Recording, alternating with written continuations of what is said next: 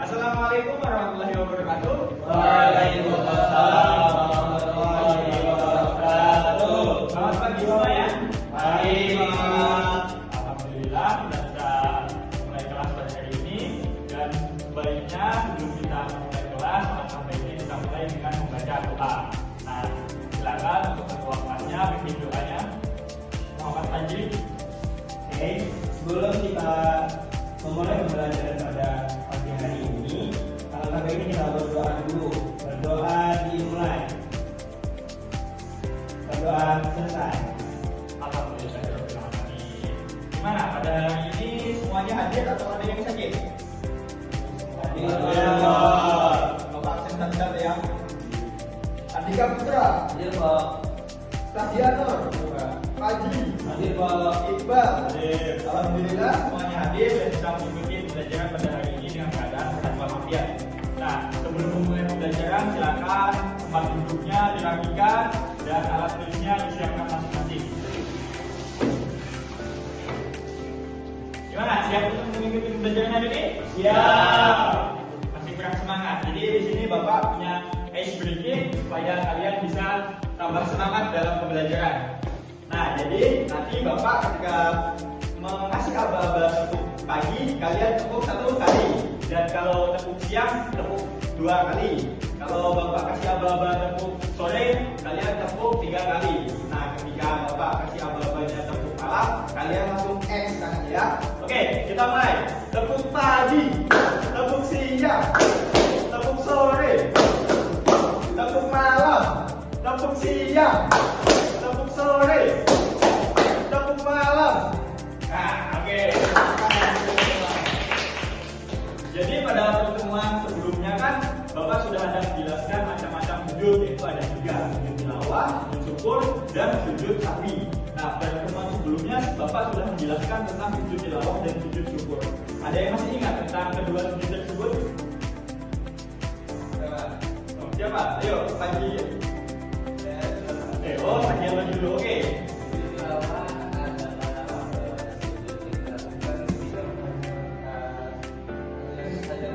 Oke, benar sekali. Nah, selanjutnya sujud syukur ada yang ingat? Oh, Panji silakan. Sujud syukur adalah sujud kita bersyukur kepada Allah, Pak. Oke, benar sekali. Nah, pada pertemuan kali ini kita masuk pada materi sujud yang ketiga, yaitu sujud sahwi. Nah, nantinya diharapkan pada pertemuan kita pada hari ini kalian semua setelah mengikuti pembelajaran diharapkan kalian mampu memahami tentang konsep sujud sahwi dan juga kalian nantinya mampu mempraktekkan sujud sahwi itu dengan benar dalam kehidupan sehari-hari. Nah, nanti kalian diharapkan memperhatikan penjelasan singkat dari Bapak dan juga nanti Bapak akan membagi kelompok untuk diskusi kelompok kecil kita di kelas. Nah, langsung saja masuk kepada materinya. Jadi, sujud sahwi itu sujud yang dilakukan apabila kita melakukan kekeliruan atau kesalahan ketika melaksanakan sholat. Nah, sujud sahwi itu dilakukan sebagai penyempurna sholat kita, sebagai pengganti kesalahan yang kita lakukan tadi. Nah, ada pun bacaan-bacaan yang dilakukan dalam sujud sahwi itu yaitu subhanallah ya namu wala yasu. Nah, jadi dibaca ketika kita melakukan sujud. Nah, sujudnya itu dilakukan 2 kali, bisa dilakukan sebelum atau sesudah salam. Nah, jadi hal-hal yang menyebabkan kita sujud sahwi itu yang pertama adalah misalnya kita lupa atau ragu-ragu jumlah rakaatnya. Nah, sudah rakaat berapa ya? Nah, itu kita nanti di sebelum atau sesudah salam kita lakukan sujud sahwi. Nah, habis itu misalnya kita lagi lupa melakukan gerakan tahiyat awal atau misalnya lupa gerakan ruku misalnya. Nah, itu nanti diganti dengan sujud sahwi tersebut sebagai penyempurnaan sholat kita. Nah, sebagai contohnya nih, misalnya ketika kita sholat, lalu kita lupa mengerjakan tahiyat awal. Misalnya kita pas rakaat kedua langsung berdiri lagi. Nah, itu kita langsung melakukan sujud sahwi ketika sebelum salam atau sesudah salam.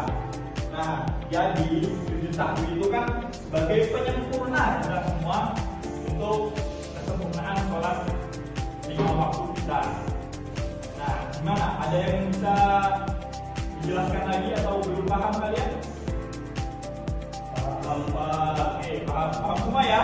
Paham. Nah, setelah tadi Bapak jelaskan tentang sujud sahwi secara singkat, di sini Bapak mau bertanya, nah, apa itu definisi sujud sahwi? Oke, Diano, silakan. Sujud yang dilakukan ketika kita melakukan kesalahan dalam sholat. Oke, benar sekali.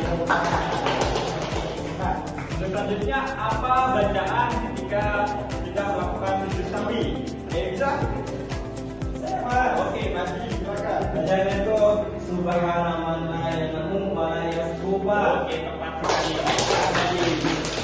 Oke, yang terakhir, kenapa ketika kita melakukan kesalahan di dalam sholat kita harus melakukan sujud sahwi?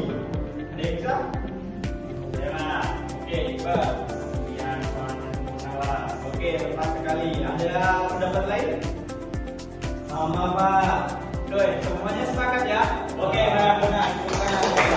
Jadi, ketika kita melakukan kesalahan, kita harus melakukan sujud sahwi sebagai penyempurna sholat kita. Nah, sebagai cara menambah pemahaman kita tentang sujud sahwi di sini, Bapak akan membagi kalian ke dalam dua kelompok. Nah, nanti kelompok satu Sarjana dengan Fajri, kelompok dua Iqbal dengan Putra. Nah, kelompok satu itu mencari informasi tentang apa saja yang menyebabkan kita harus melakukan sujud sahwi. Nah, kelompok dua mencari informasi tata cara yang tepat dalam melakukan sujud sahwi itu. Oke, semuanya paham? Baik, Bapak beri waktu 5 menit untuk kalian mencari informasi tersebut. Gimana Pak? Ada bingung-bingung? Awalnya lupa baca doa umum termasuk nggak, Pak? Oh, itu bisa termasuk, jadi nanti bisa juga dijelaskan dimasukkan ke dalam tadi. Makasih Pak, paham. Kelompok dua gimana? Oke, paham semua ya? Iya. Silakan dikerjakan informasinya dapat dari mana aja ya.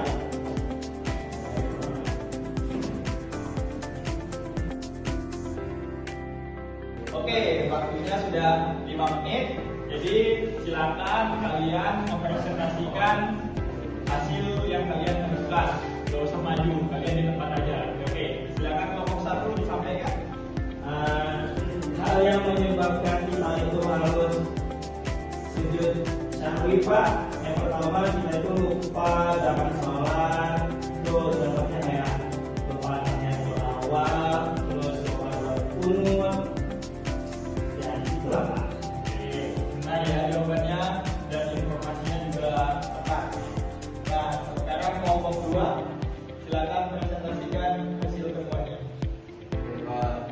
Waktu pelaksanaan sujud sahwi itu biasanya dilaksanakan sebelum salam. Jika ada yang menjalankan sholat yang kurang 1 rakaat atau berdiri pada harusnya duduk. Itu aja ya, Pak. Oke. Apakah sudah menambahkan?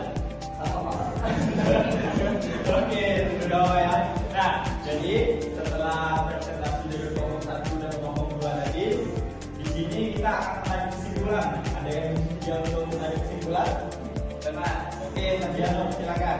Menurut saya Pak, kita itu harus melakukan sujud sahwi agar ketika salah kita tahu dan ketika kita sholat itu sholat kita sempurna, Pak. Oke, jadi cerita ini sebagai penyempurna ya bagiannya ya. Oke, tepat sekali. Nah, jadi kesimpulan kita pada pelajaran hari ini yaitu bahwa sujud sahwi itu sebagai penyempurna dalam sholat kita ketika kita melakukan kesalahan atau keliruan di dalam sholat. Nah, sujud sahwi sendiri bisa dilakukan sebelum atau sudah salam ya kadang-kadang. Nah, jadi apakah ada yang masih belum pahami tentang sujud sahwi ini? Paham semua ya. Nah, jadi sebagai tindak lanjut kalian di rumah, sebagai penambah pemahaman kalian di rumah, nanti minggu depan dikumpul bapak tugas yaitu durasinya itu minimal 5 menit lah. Jadi kalian bikin video praktek tentang sujud sahwi, nah minggu depan dikumpul. Nah, paham ya tentang tugasnya? Paham, Pak. Oke, mungkin itu saja pembelajaran